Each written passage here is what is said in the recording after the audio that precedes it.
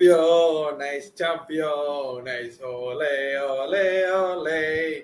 Champions, champions, ole, ole, ole. Champion, champion. Everybody knows say Dhoni a champion. Champion, champion, champion, champion. Everybody knows say Chennai a champion. Yeah, we are champions for the 5th time. Every CSK fan can give ourselves a nice high five. I got 5 on it. Shout out Lunis. Great song that. If you haven't listened to it, go ahead and hear that. But 5-time champions. 1, 2, 3, 4, 5. Anje. Yes. Wow, that game was absolutely draining. I mean, I cannot explain in words what roller coaster of emotions I went through yesterday, because we all knew this game was not on the day it was scheduled to be. It was rained out and then it came again. And then some rain happened and it had to be pushed out. But still, at the end of the day, the result that matters is that Chennai Super Kings are champions for the 5th time. Our second one in 3 years. And just like 2021, we bounced back from a setback. 2020, we had a setback finishing 7th. 2021 champions. Last year, we finished 9th with an absolutely abysmal season. But this year, a setback. We got a roaring setback from the Lions. And boy, it was great to see. And before I dive into this review, I would like all of you to smash that like button. Every like button does help the algorithm. It helps to this video to reach a bit more. And every CSK fan, please share this out, because I'm probably one of the few guys who actually speaks from the heart and not play up to what some of the audiences want. I speak what I actually mean. If you do good, if you do good, I will say you do good. If you don't, you don't. I don't go on and sit there like, oh, you can't criticize players and all this nonsense. I'm not one of them. Join in the celebrations, guys. Share this to as many people as you can, and let's get this video probably to one of the most highest view videos of my channel, and of course every subscriber as well does happen. I'm 30 short. I'm lying. 25 short of 1.1k subscribers. Hope I can get that through this video. Boy, where do I start? Final was supposed to be held on 28th. It rained out. So final got pushed to 29th. There were people who actually traveled back because they couldn't extend their stay because it was so expensive. The flights, the hotels, the Airbnbs, whatever you want to call it. Some people actually extended their stay. Fair play to them though, because it's not easy. One of my friends actually told me that to extend the stay costed about 10k. Wow, that's absolutely amazing. Just for the love of cricket, the things we do just for the love of cricket is just absolutely immeasurable. And after that, the way the game panned out, the first innings happened as it is. Second innings, 3 balls happened. Rain came again. Was absolutely pouring down. Pitch inspections happened. There were a couple of pitch inspections that happened. A couple of DLS scores that were calculated. And finally, it came down to 15 hours game. The game ended at about 1-2 a.m. Celebrations went down to 3 a.m. I don't think any CSK fan would have slept. Happy tears. Probably few of you would have tried to take work off of work, or maybe even a half day. But it's worth it. I mean, because why wouldn't you?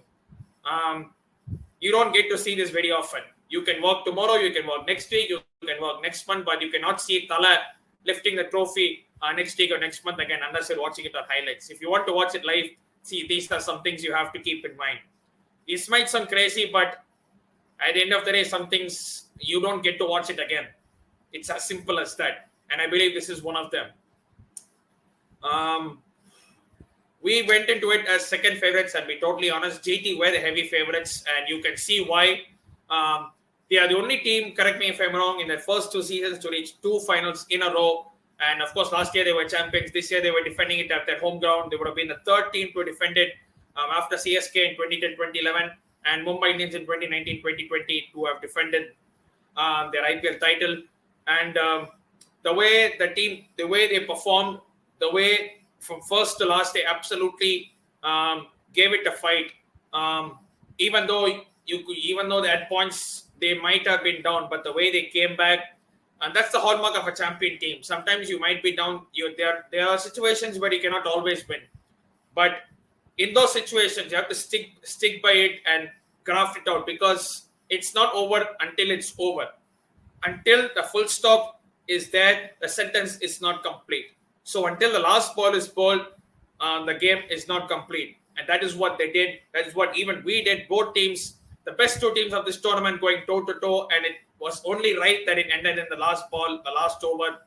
It was crazy. It was surreal. It was breathtaking. It was heart-wrenching at points. It was, I think, many hospitals or many medical stores or pharmacies would have got tons of cash, because there would have been so many BP tablets and tension tablets or whatever the pills you want to take. Those prices would have gone soaring through the sky, and everyone would have got that. So big up to them though still, always. Shall we actually start with the final, or shall we just carry on with the vibes? I think we'll talk about the match a little bit and then continue with the vibes at a later point of time, because we have to talk about the game. Make sure you still smash a like button on this, and make sure you subscribe as well. Every like does help the algorithm, as I keep saying. And this is what transpired. CSK won the toss, chose to bowl on an absolute road, highway, whatever you want to call it. I would have preferred batting first still, because before this, it was only 6 times in the last 15 years that the teams batting second have won, and the other 9 occasions the team batting first has won. So the final scoreboard pressure is always there, despite however good of a batting team you are. Even CSK, to be fair, in the 4 trophies that we have won, we've only won 1 chasing, and that was in 2018 when Shane Watson hit that superb knock. 0 off 10 to 112 something or 57 balls, absolutely crazy. But we did put them into bat, and Ridhiman Saha and Shubman Gill, you know how they were going to start. They didn't start that great, to be fair. They were only like 9 or something of 2 overs. And the second over, Deepak Chahar drops this absolute sitter. Dhoni set the field. Deshpande bowled according to it. And straightforward catch to Deepak Chahar. It's a straightforward catch at that level, which you should be taking it every single day. You should be taking that even in your sleep. There is no excuse to drop that. And that was the point that could have turned the game, because Shubman Gill, if you drop someone like Shubman Gill, you're asking to be punished. And that's what almost happened before Dhoni decided to take matters into his own hands. But some of Gill's shots, man, oh my God. Let's talk about Shubman Gill for a second before we go into the game. Shubman Gill this season, absolutely outstanding. 800 plus runs. He needed about 120 runs to break the record that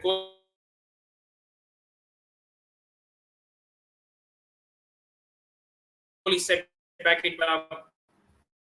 You can only sit in awe and watch a genius at work.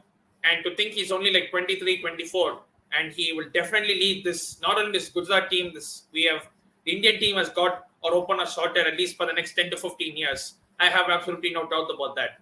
And not only did they score well, we helped them with some pretty ordinary fielding. I mean, Maheesh Theekshana, man said he took some training with the Army cricket team. I'm not sure what training it took, my brother, with all due respect, but seriously, that is not good enough. You see at some points, they literally dives when the ball is past him. It's like, okay, let me dive for the sake of diving. Both him and Deepak Chahar, the ball were literally following them wherever they went, whether they stood at short mid-wicket, whether they stood at deep point, whether they stood at deep mid-wicket, everywhere they went, the ball just absolutely followed them, and they couldn't keep up. They just couldn't keep up with it. It's as simple as that. And we somehow got Shubman Gill's wicket. Dhoni, 0.12 seconds of a stumping. He was like, my fielders are not doing the job for me, so I'll just take things into my own hands. Jadeja ball turned a bit, a classic left-arm spinner's delivery, pitching in and turning away from the right-hander. Dhoni picking it in 1.12 seconds and stumping it, and Shubman Gill fell short. And that was the moment you were like, okay, we've got the big fish now, let's get the other ones. But then stepped in Tamil Nadu boy, Sai Sudarshan. Oh my God, what an innings he has played. Actually, to be fair, in these 2 years, whenever he has got the chance, he's actually taken it with both hands. He strikes the ball clean. He doesn't take unnecessary risk. He just calculates and hits them. And they were absolutely clean strikes yesterday. There was absolutely nothing wrong with the way he played. He was absolutely superb yesterday. Everything he touched was turning into goal. Be it full ball on off stump or a short ball on leg stump. every ball was just going in every direction, and we were only looking one way. Please God help us. And Chahar, he was struggling to get going a bit, but towards the end he kind of picked up before he got out to a slow ball, beautifully disguised slow ball from Deepak Chahar, straight up in the air, and MS Dhoni with the formalities. Again, MS Dhoni doing the job. Who knew? Okay, I was actually speaking to a friend of mine yesterday, and he was thinking, well, Dhoni's catching, Dhoni's stumping, might as well Dhoni come in and finish the innings and get the man of the match. Just a side note, to be fair. But after that, it was Sai Sudarshan. Hardik Pandya did hit a few blows, and they somehow got to 214, which is the highest score in an IPL final, eclipsing I think it was Mumbai Indians in 2015 who had the highest IPL final score. My bad. It was Sunrisers Hyderabad in 2016 with the highest score in a final, batting first. So in 2016 when they won. So they beat that, and you were thinking, Jesus Christ, how are we going to tackle this? I know we are a good batting side. We have fifth most. We've had 5 200 plus totals this season, just behind Mumbai Indians who are in 6. But still, chasing 200 plus is never going to be easy, especially in a final when you definitely have that scoreboard pressure always hitting you in your mind that how are you going to pace this chase? You look at our bowlers. Deepak Chahar fairly did well. Tushar Deshpande got punished.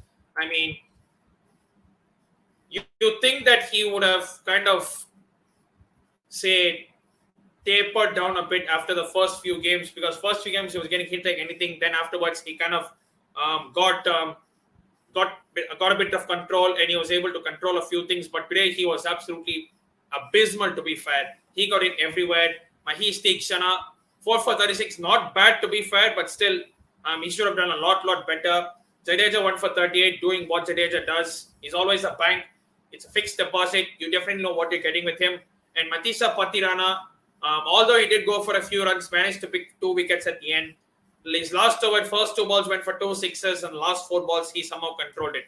That made a huge difference to where things stood at the end, because one extra run here and there, it could have changed things completely when it comes to the Duckworth Lewis method. 214, and you were thinking, okay, how are we going to pace this? Gaikwad and Conway come out. Gaikwad, first ball, 2 balls, hits the middle of the bat, but it does not go for a boundary. Third ball, beautifully opens the face of the bat, beautifully curves drive, no power whatsoever, just pure timing, opening the face of the bat, using the pace of Mohammad Shami to get it to a boundary on the offside. But then rain came, and there was delay after delay after delay. Big up to the groundsman, though, I have to say this. Because yesterday it was absolutely peaks, and today it could have been peaks if not for the groundsman doing a fantastic job. Although I have to question the BCCI, though. We are probably the richest board in the world, and you use sponges to take water out. Are you mad? I remember an incident back in 2018, 2016, sorry, the Chennai test, where Chennai was hit by a cyclone, and we were due to play a test versus England. And to dry the pitch, we actually used coal. It worked, to be fair, but saying that BCCI should be doing a lot better. You see the likes of England Cricket Board using different types of techniques to cover pitches and do better. But big credits must go to the groundsman for the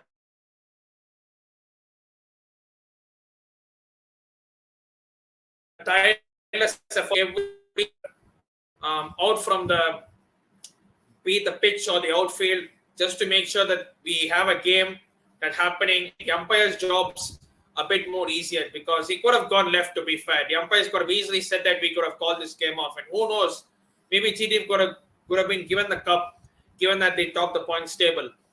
But the game happened. Big thanks once again goes to the groundsman. It was absolutely superb of them. The way they conducted themselves, be it with the covers or with the sponges, every single thing they did was to make sure that the game happened. And Jaisha, if you're watching this, I know you do a lot for the game. I know you've kind of increased the money kind of revenue for others. Please make sure to give them a life settlement for what they did today, because what they did today was absolutely outstanding. And then back to the game, there were 2 expectations, one at 10:45, one at 11:30, and finally the game was decided to take place. The game was about to start at 12:10 a.m. and it was a 15-over game, and 171 was to be chased. So we had a task cut out. They had Shami, Noor Ahmed, Josh Little, Mohit Sharma, Rashid Khan, and all those people, and we had a task cut out. Our aim was just simple. It was just to hit. There was no time to muck about. There was no time to go for those singles and whatnot. It was just hitting. And if you get out in the process, so be it. There's nothing you can do. You have to just go for hitting. And that's what we did. We started well. Gaikwad and Conway. Conway came on all guns blazing. Gaikwad took some time to settle in. But it was Conway that took the initiative. And so how the 15 overs worked was 4 overs were power play, and then every bowler had 3 bowlers maximum. So we took advantage of the power play. 4 overs, we scored 52 in the power play, and we were absolutely superb. Devon Conway especially taking the attack, and Ruturaj Gaikwad providing support wherever he could. And bowlers came in and went out. Shami came in, gone out. Hardik Pandya came in, faced the punishment. Even Rashid Khan, to be fair, Ruturaj Gaikwad kind of took him on. He has taken him on for a few seasons now. And Gaikwad against Ruturaj and against Rashid Khan, it's always been Gaikwad because the way he has taken him on. And that's the way you take it. You have to take it to the spinner, not just, okay, I'll play him out, I'll play him a few defenses, and then I'll just sit back and wait for others. No, you cannot. When you're chasing 171 and 15 overs, you have to go for it. If you get out, so be it. At least you tried. Because not every time you're going to connect bat to ball. Sometimes you might have edges, you might miss time, and all those things.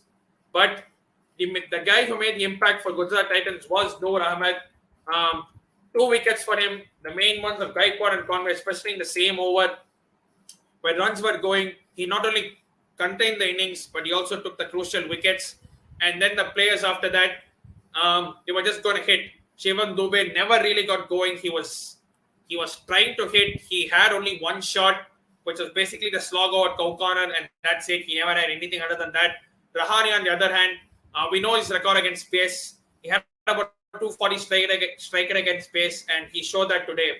Josh Little came in, he went over cow corner, and he went straight back down the ground. And that released a little bit of tension on Dube, but Dube was still not connecting. They had plans to him, they bowled to him accordingly, and they set him up well. Until the last 2 sixes that Shivam Dube hit, he was fine. He was finding it very, very hard to time the ball. And those 2 sixes came off Rashid Khan. And if you see that, the context of where the sixes came against Rashid Khan, that totally changed the game.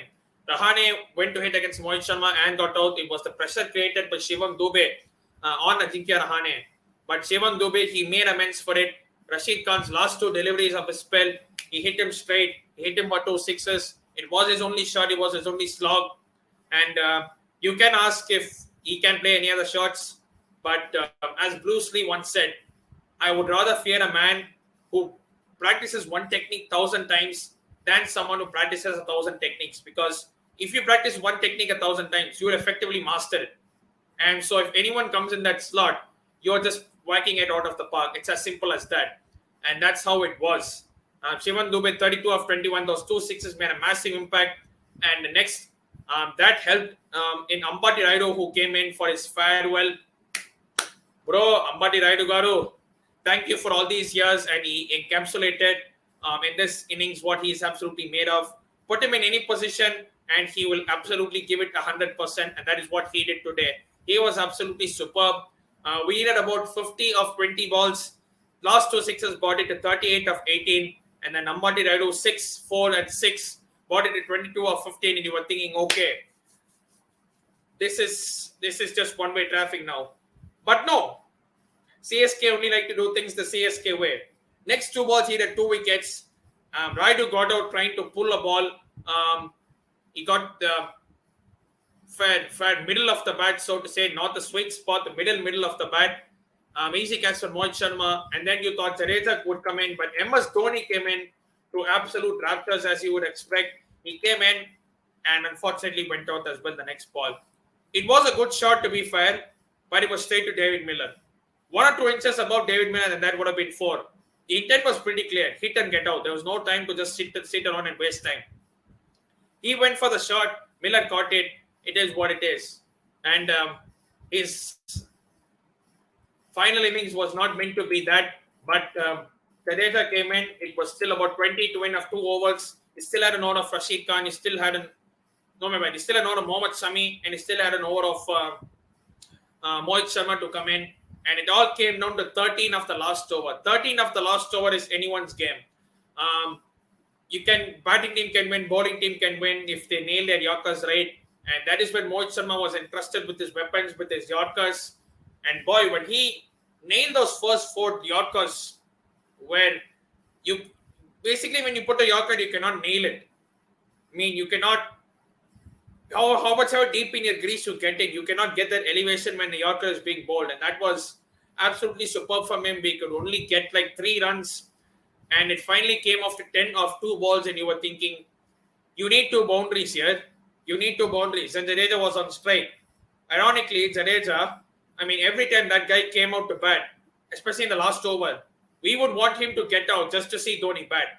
And now Dhoni was already out. He was kind of in a free, clear plan of mind that, okay, I'm finishing this for my team. Mohit Sharma missed the Yorker, straight 6 from Jadeja, but still it was 4 off 1 ball, and we were all sitting with all our nails. My nails are gone. I'm pretty much sure yours are. Although I don't encourage it. Nail biting is a very bad habit. I'm trying to stop it myself. I would request all of you to stop it as well. But 4 off 1 ball, it was still anyone's game. And Mohit Sharma knew what he had to do. He just had to nail his Yorker. And Jadeja just knew that he had to get something on it, especially to go behind, because Gujarat had kept fine leg inside. So any inside edge or any flick of the pad, that was only going one way, that was going for 4. And that is what exactly Mohit Sharma did. He missed the Yorker. I think he was going for the leg stump Yorker, but he missed it. Jadeja just need to flick it. It went in for a boundary, and then we were champions for the 5th time. You look at that, 15 of 6, more than enough his contribution, and we are champions now for the 5th time, and it absolutely went into delirium. The game ended at about 2 a.m., something like that. The presentations went on at 3 a.m., and boy, it was just the fact that Jadeja finished it. He's from Saurashtra. Gujarat boy finishing it in Gujarat against the Gujarat. You just couldn't write it. Before you thought that Sai Sudarshan, a Chennai boy, was going to finish it against Chennai. But Jadeja flipped the script and was like, I'm a hometown boy. I'm going to finish it for my side. And after that, there was only one thing that was lingering in everyone's mind, apart from the fact that CSK were going to be champions. Will MS Dhoni stay for next year, or he'll be retiring? And Harsha Bhogle, he had to ask that question, and Dhoni replied like, it would have been easier to take retirement now and take the farewell, but I will assess my body in 6-7 months' time, take it as it is, and I'll go again next season. So it still is not confirmed that he will play next season, although there are signs that he still will, and continue to be in this capacity where he'll just come and play 1-2 balls and go back. He's not going to take the majority of the strike unless he has to. But he'll assess his body 6-7 months. He's obviously not going to be playing any other forms of cricket. He's only going to be playing the IPL. He will turn about 42 in 2 months' time. And let's see how it all transpires out. And let's see if he is our captain again in 2024 and get behind the boys as well to get over Mumbai Indians with our 6th trophy. And then we can go with the Jurgen Klopp celebration. Can we talk about 6?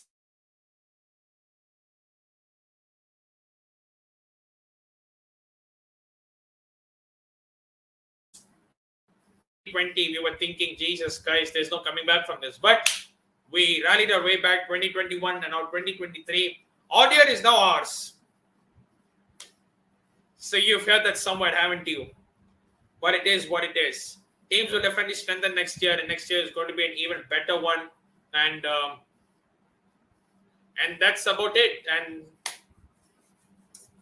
could go for on and on. And the vibes there afterwards, everyone coming in and shining a part of the celebration.